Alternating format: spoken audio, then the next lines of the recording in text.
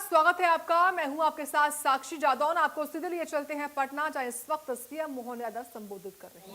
Cabinet मंत्री श्री हंसराज अहीर जी और हमारे माननीय राष्ट्रीय अध्यक्ष डॉक्टर अशोक यादव जी, विधानसभा अध्यक्ष श्री नंदकिशोर यादव जी, कैबिनेट मंत्री गजेंद्र सिंह जी छत्तीसगढ़ स्वागत कार्यक्रम में रहेंगे।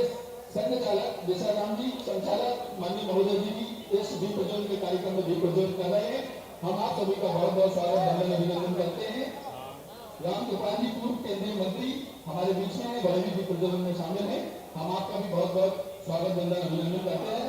और कोठारी जी हमारे बीच में, हम चाहेंगे कि वह भी इस दीप प्रज्वलन में बहुत बहुत धन्यवाद, स्वागत अभिनंदन।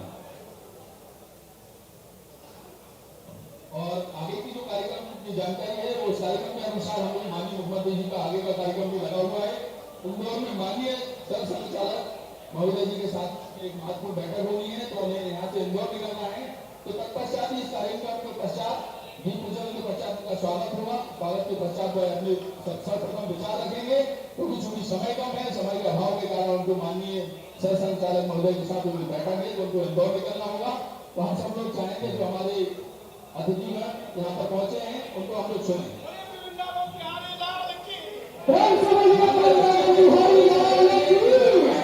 माननीय मुख्यमंत्री महोदय जी का साल भर से स्वागत करें। माननीय राष्ट्रीय अध्यक्ष महोदय डॉक्टर अशोक यादव जी और उनके साथ में हमारे राष्ट्रीय बिहार इकाई के प्रदेश अध्यक्ष अजीत प्रसाद जी और उनकी टीम के लोग आए और माननीय मुख्यमंत्री जी का स्वागत करें।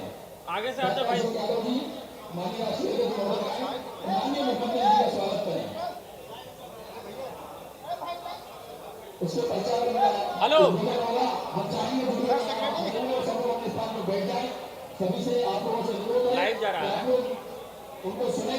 आज समाज का जो विचार भगवान श्री कृष्ण का वैचारिक समस्या का जो कार्यक्रम है, जो हमको एक तरीके का संदेश देता है, एकता और समन्वय का जो हमको विचार देता है। आप सभी से आग्रह है कि जो सम्मानित किया जाए तो जोरदार ताली बजाकर स्वागत करें। हम चाहेंगे गिम्बल भाई मुख्यमंत्री जी का स्वागत कर रहे हैं। यशस्वी मुख्यमंत्री जी का श्री गजेंद्र सिंह यादव जी छत्तीसगढ़ के कैबिनेट मंत्री हैं, शिक्षा मंत्री हैं, वह माननीय मुख्यमंत्री जी का स्वागत कर रहे हैं। बहुत बहुत धन्यवाद। माननीय मुख्यमंत्री जी का स्वागत राष्ट्रीय अध्यक्ष डॉक्टर अशोक यादव जी करेंगे। डॉक्टर अशोक यादव जी माननीय मुख्यमंत्री जी का स्वागत करेंगे। तत्पश्चात उनका उद्बोधन होगा। मंदिर के पुष्पोत्सव से वह स्वागत कर रहे हैं। उनका बहुत बहुत धन्यवाद, आभार। माननीय राष्ट्रीय अध्यक्ष महोदय अखिल भारतीय यादव महासभा अहीर, बहुत जोरदार तालियों के साथ में स्वागत करें आप सब लोग। हम चाहेंगे माननीय मुख्यमंत्री जी इसके पश्चात, क्योंकि उनका समय कम है, उनको जाना है, आगे में उनका कार्यक्रम लगा हुआ है। पूजनीय सर संचालक जी के साथ बैठक है इंदौर में। उसका माननीय श्री हंसराज अहीर जी का स्वागत चाहेंगे माननीय राष्ट्रीय अध्यक्ष महोदय जी कर रहे हैं। हम उनका स्वागत करें। आदरणीय हंसराज अहीर जी कैबिनेट मंत्री उनका स्वागत करें।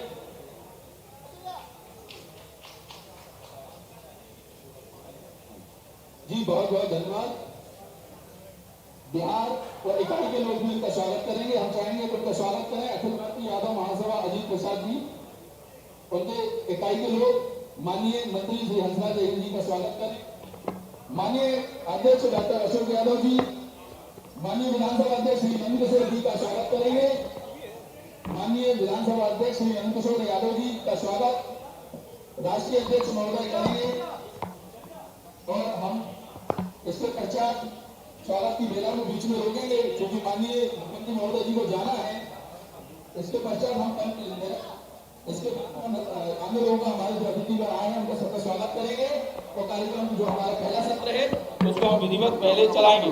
हम चाहेंगे कि हमारे मध्य प्रदेश के यशस्वी मुख्यमंत्री डॉक्टर मोहन यादव जी आए और हम चाहेंगे इससे पहले सब लोग एक जोरदार तालियों से उनका स्वागत करें और अपना अभिनंदन दें। मध्य प्रदेश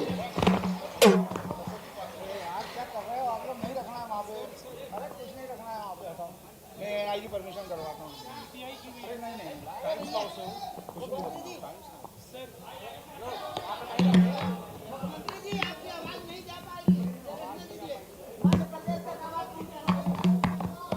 आज के इस अखिल भारतीय यादव महासभा के इस मंच पर विराजमान पिछड़ा वर्ग प्रकोष्ठ के पिछड़ा वर्ग आयोग के माननीय केंद्रीय अध्यक्ष श्रीमान हंसराज अहीर जी, पूर्व मंत्री भारत सरकार, इस अवसर पर हम सबके वरिष्ठ और बिहार सरकार के कई दायित्वों का निर्वहन करते हुए अभी माननीय बिहार विधानसभा के माननीय अध्यक्ष नंदकिशोर यादव जी, जब मैं नाम बोल रहा हूँ थोड़ा ताली बजा करके जोरदार अभिनंदन पूरे मंच का भी करें।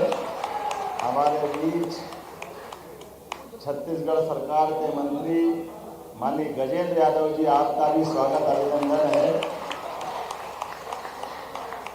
इस अवसर पर पूर्व केंद्रीय मंत्री माननीय राम कृपाल यादव जी, जोरदार अभिनंदन राम कृपाल यादव जी का भी।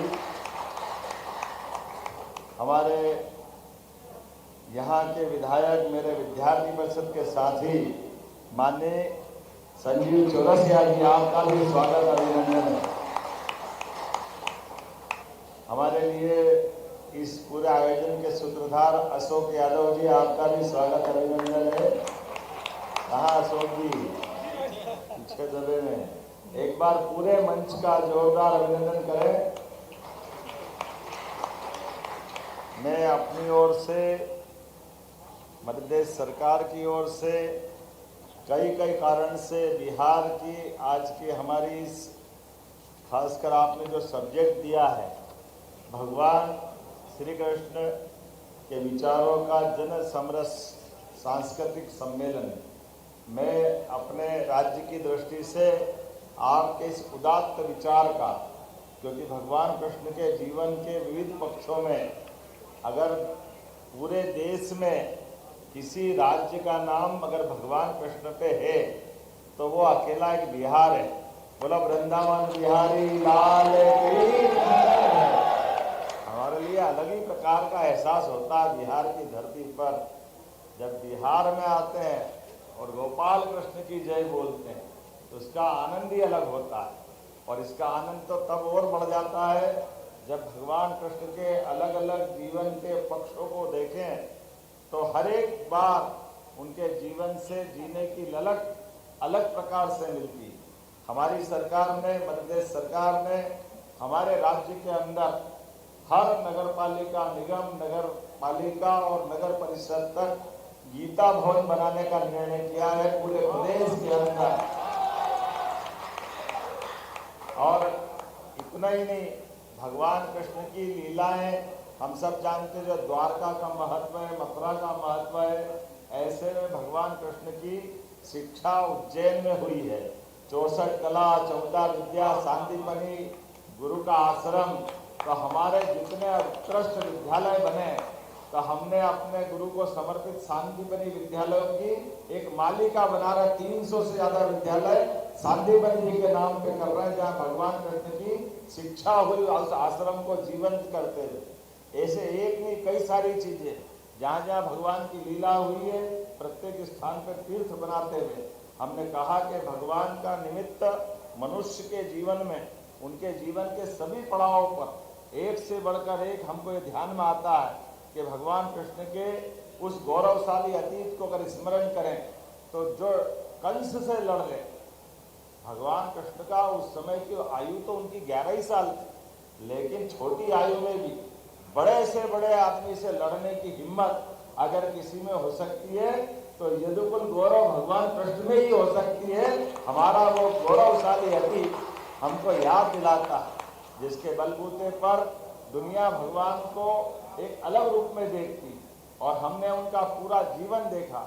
हर एक जगह जहाँ धर्म की लड़ाई की और धर्म अनुसार जीवन जीने की प्रेरणा रहेगी, वहाँ भगवान कृष्ण सदैव दिखाई देते। उनके जीवन में अपने पशुपालन के माध्यम से कोई नाम उनको पसंद हो न हो, लेकिन गोपाल नाम लेते ही वो आनंद में डूब जाते, जीवन भर सदैव गोपाल कृष्ण कहलाकर आनंद महसूस करते रहे।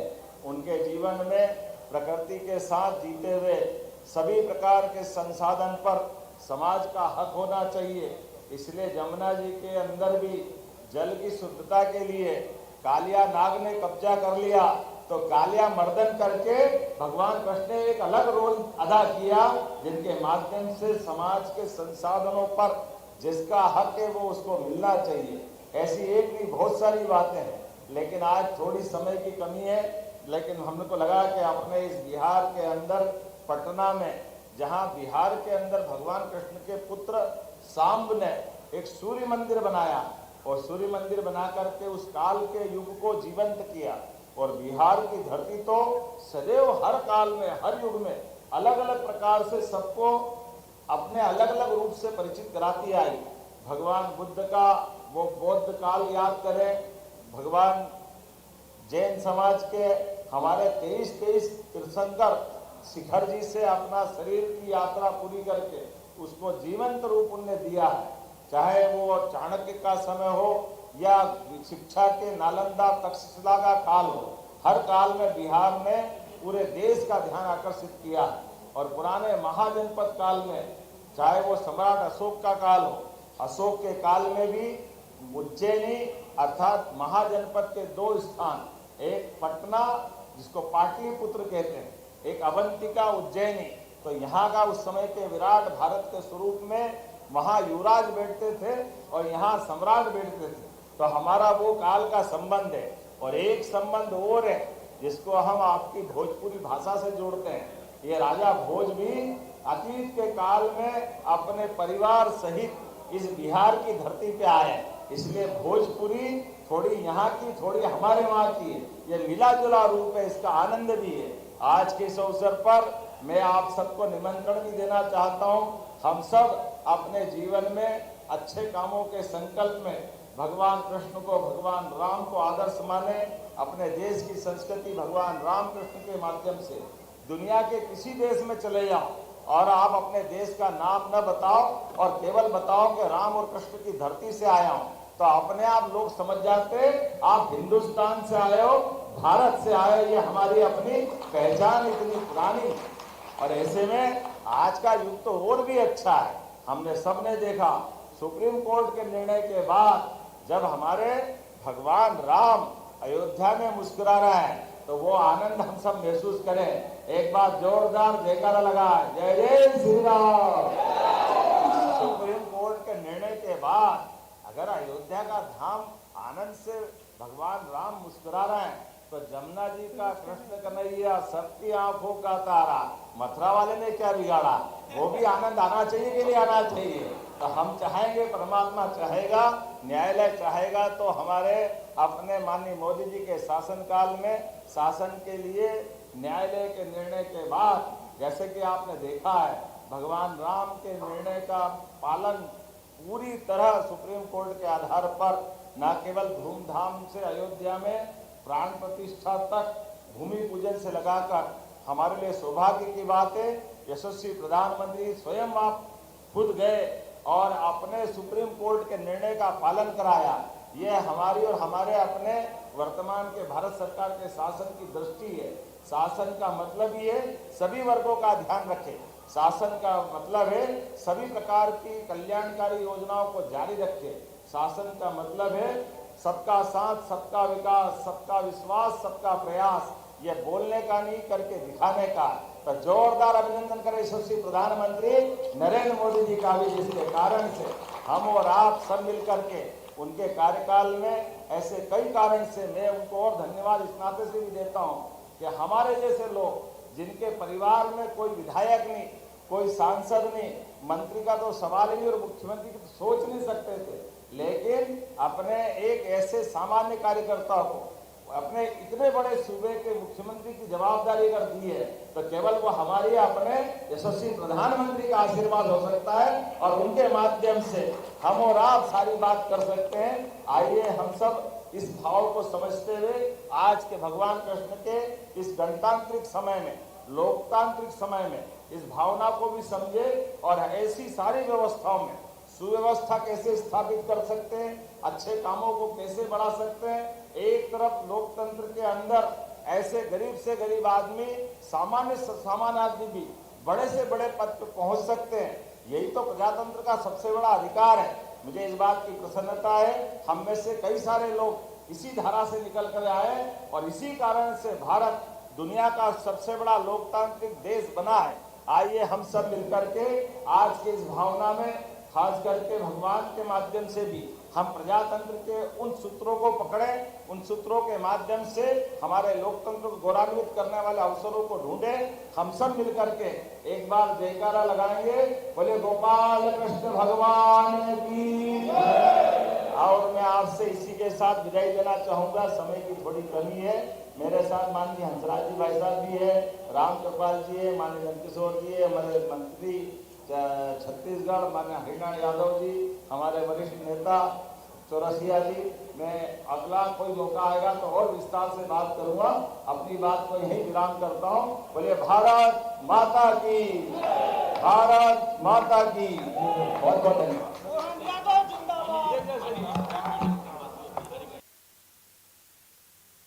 तो यादव महासभा से मुख्यमंत्री डॉक्टर मोहन यादव को सुन रहे थे आप, जहां पर यादव महासभा में मुख्यमंत्री डॉक्टर मोहन यादव की ओर से कृष्ण विचारों का जन समरस सांस्कृतिक सम्मेलन जो ये हो रहा था, उसमें भी अपने भी विचार उन्होंने रखे हैं और किस तरीके से तमाम महत्वपूर्ण बातें सीएम मोहन यादव की ओर से कही गई हैं इस खास अवसर पर।